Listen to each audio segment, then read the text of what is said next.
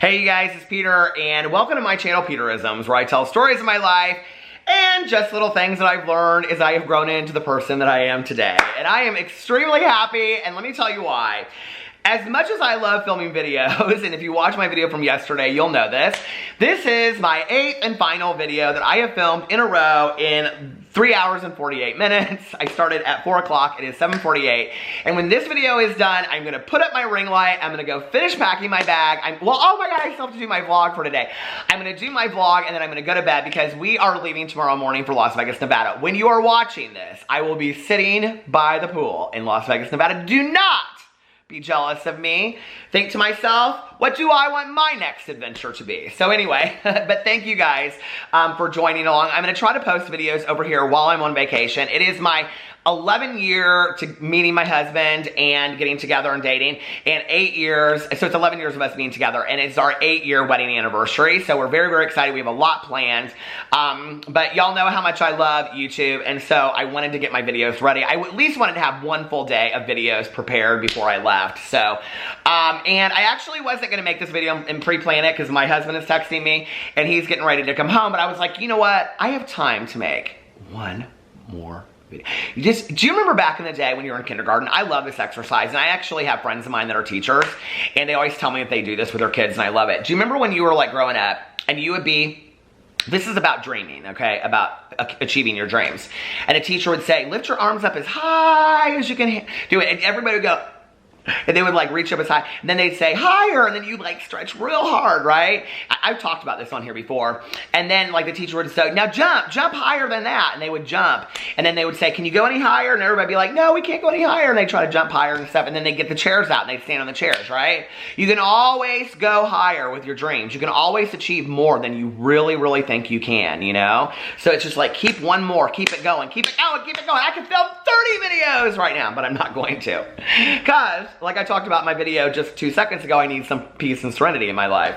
And I have coffee right here, but I'm almost out. I might have to get another cup of coffee. I think I might have had enough. So anyway, let's go in here today. And today is actually August 20th, but I'm pre-filming for August 21st. So I'm gonna look in the Daily Book of Positive Quotations. Let's see if there's some positivity happening in the world out there. Okay, so this is a good one. August 20th, laughter. The most wasted of all days is one without laughter. E.E. Cummings. Luckily, laughter is easy to come by. It doesn't cost anything. It's available to everyone, regardless of race, creed, or religion. It's contagious and spreads easily. And if we can't find something to laugh at, we can always laugh at ourselves. I'm ready to laugh right now, and so am I. And you know, it's so true though, isn't it? Like my friend Tanya and I went and got her today, and we were driving around, we went through Starbucks, and there was a long line and stuff. We were just kind of sitting there, and we were laughing so hard, telling jokes and telling stories to each other, you know, and we got laughing so hard. And, you know, people always ask me, because if you watch my drama channel, you know, people are like, oh, do you flip fans and stuff like that all the time? And I'm like, no, of course not. Like, that's not Peter all the time, right? Like, that's kind of like, you know, a little animated for that channel. But, like, when Alex and I are here, like, I will do stuff like, I'll be like, rock on, go, does woman. I mean, I do a lot of, like, little kind of funny stuff like that, just to get him to laugh and whatever. And he's like, he'll laugh, and he'll be like, I'll just do something, like, out of the blue. Like, I'll be like, I'm doing a little tap dance, and he'll just be like, you're crazy. Like, and he'll start laughing. So anyway, yeah, I do that. Or one of the things I love to do, if you watch my vlog, you know, is I love to have conversations for the dogs, like Boo Radley talking, and he's always like, you don't even worry about me, I'm my own person. You are? Well, what are you doing, Boo? Oh yes, I'm going to Hawaii today. You're flying to Hawaii, Boo Radley? Oh yes, I love Hawaii. I have lots of friends in Hawaii. You have lots of friends, Boo Radley? Oh my Lord, yes, the fish and everybody. Where are you gonna stay, Boo Radley? I think I just might stay in a tree house, and then I'm gonna have a pineapple to eat. Oh, Boo Radley, well how do you afford to go to Hawaii? I have gold coins, don't even worry about it, I'm my own person. He just goes on and on and on for days, and I have voices for each of the dogs and stuff. It's so funny. And Alex just cracks up. He thinks it's crazy. So anyway, but don't you love to laugh? I mean, don't you just love to laugh? Some of my, you know, I didn't get this when I was growing up. My mom loved comedies, right? She loved like Caddyshack and Meatballs and all those the Blues Brothers and all those comedies. You know, she loved those when I was growing up, and I thought they were stupid. I didn't get them. She loved Saturday Night Live. My mother, I don't think, ever missed an episode of Saturday Night Live, you know? And 50 and I can kick. But anyway, what was her name? Sally. I've been talking about that a lot lately. So anyway, but I have not, you know, I was somebody that didn't love comedies growing up. I just liked the dramas and the thrillers, you know. But as I have gotten older, I understand why my mom did. And because it would really, you know, just cheer up your day to come home and watch some hilarious comedy. It's like Bridesmaids. It's still to this day one of my favorite movies. I've seen it 100 times. I know it's stupid. I don't care. I love it, right? And that scene at the very end when they're singing the Wilson Phillips song and they're like, that reminds me of me and my friends. I mean, true story, it does, right? And I love all of that. And I think laughter is so important. I've told this story before, but like my mom one time, she used to go rent VCR movies from the Marsh, the grocery store Marsh. Do you remember when grocery stores have videos? And she went there one time to rent a movie, and she told the guy, she said, and this was when she was drinking, and she was real, like, I had moved out and whatever, and she was real sad, and she said, you know, I'm like, I want something really to lift me up. I've had a down day. And the guy, he told her, he goes, oh, I have a great, she was like, do you have a good comedy? And he was like, oh yeah, I have a great comedy for you. And he recommended her the movie with Jessica Lange, and it's called Men Don't Leave. And it is about a woman that has to move to the city. Her husband leaves her, and she has to take care of her two, I think he dies or he leaves her, and she has to take care of her 2 kids in the city, and she's very poor, and it's super depressing, right? My mom was so pissed. She went into that grocery store and demanded to talk to his manager, and she was like, you have no idea, like, what you did to me. Like, serious, and like was real honest about, like, you know, this is not funny. Like, I needed some comedy, and I came to you, and like, why would you do something so cruel like that, you know? But anyway, you know, it's interesting when you think about the power of laughter and you think about the power of comedy and what's funny to some people and what's funny not to others, but I love laughing, and I think it's vital to our existence, you know? All right, let's pick one other meditation to read rather quickly. Oh, you know what? Let's look at that. That was August 20th. Maybe we should see what August 21st says. Maybe it has some pearls of wisdom. Pearls. Pearls before swine, as my mother used to say. Taking action. Okay, so that was August 20th, correct? Correct. Okay, August 20th, laughter. August 21st, taking action. All you have to do is look straight and see the road. And when you see it, don't sit looking at it, walk. Ayn Rand. Oh my God, those books of hers. The Fountainhead, Atlas Shrugged. Have you ever read those? I read years ago on this list, it was like the 10 books that profoundly changed people's life. And number 1 was the Bible, and number 2 was like The Fountainhead or Atlas Shrugged. And I was like, are you kidding me? I could hardly even get to that through that Fountainhead. I thought it was one of the most difficult books I've ever read in my entire life. Not to mention it's like 12,000 pages, and it truly is like 1,200 pages. And the pages are real long, and it's like real fine print. Have you guys ever... If you got moved by that book, let me know. But now I think number 1 is the Bible and number 2 is The Places You Go by Dr. Seuss. And I think that's interesting, don't you? We've done our research. We've talked with friends and family. We've made lists and created plans. Now we have to double check everything. So that was a run-on sentence. I just kept on reading it. We've done our research. We've talked with friends and family.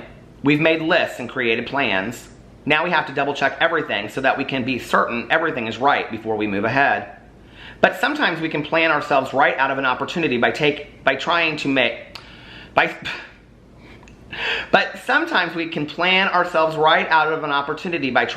everything too perfect.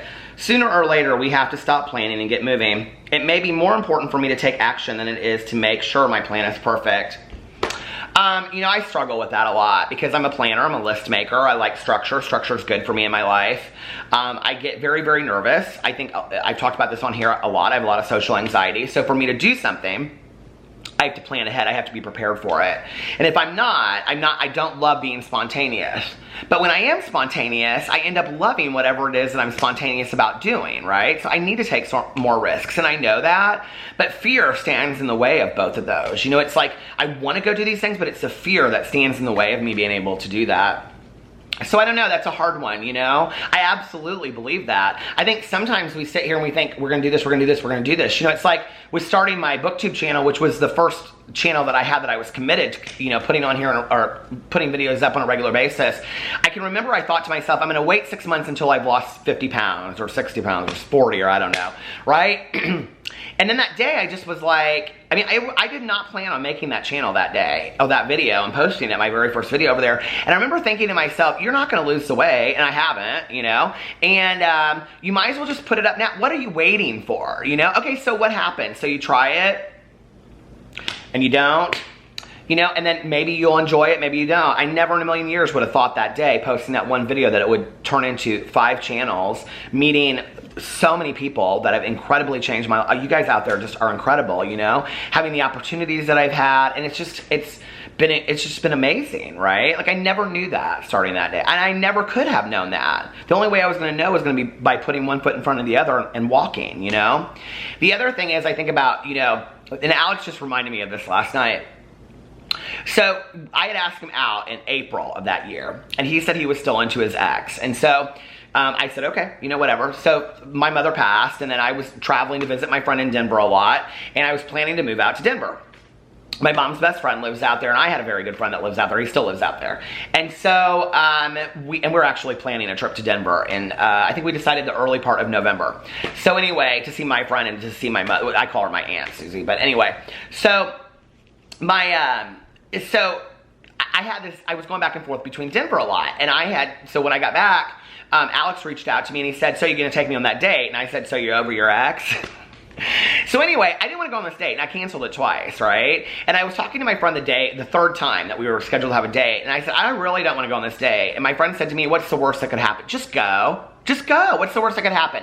Either you make a new friend, or you go through the date and it's just over, and then you don't have to worry about it anymore. And that's really what I thought was going to happen. That I would go on the date and I'd meet Alex, and I'd be like, hey, it's nice to meet you. I'll see you out. And then, you know, I'd be in Denver. Or I thought, you know, like, we've gone through the date and it'll be horrible and I'll never talk to him again. No big deal, right? I had no idea. Well, maybe when he walked across and he gave me this cute little wave in front of the car, but I had when he was like coming out, because I picked him up for the date, I never had any idea that 11 years later we'd be sitting here, you know? And it's been good, and it's been rough, and it's been like any other committed marriage relationship, you know? It has its ups and downs, and I don't think I would choose to have anybody else in the world beside me through this journey, and he is my just partner in all of it, my teammate, and I love him unbelievably. And I just can't imagine what my past 11 years would have looked like without him. You know, we were in the kitchen last night dancing to our wedding song, which is You and I by Ingrid Michaelson. Like, I can't even imagine had I not actually gone on that date. So sometimes you just have to do that. You know, you just have to walk on, like she said, you know, and just say, hey, I'm going to start taking some action. I'm going to do this. I do think that people that take action in their lives and don't sit back and get worried and prepare, I do think that they live lives that are fuller. I really do believe that. And that's one thing I'm inspired to do. So I'm going to make a commitment to taking more action in my life. Will you? Okay, I'm going to do it. So you better too. Anyway, I love you guys, and I will see you in my next video. Bye.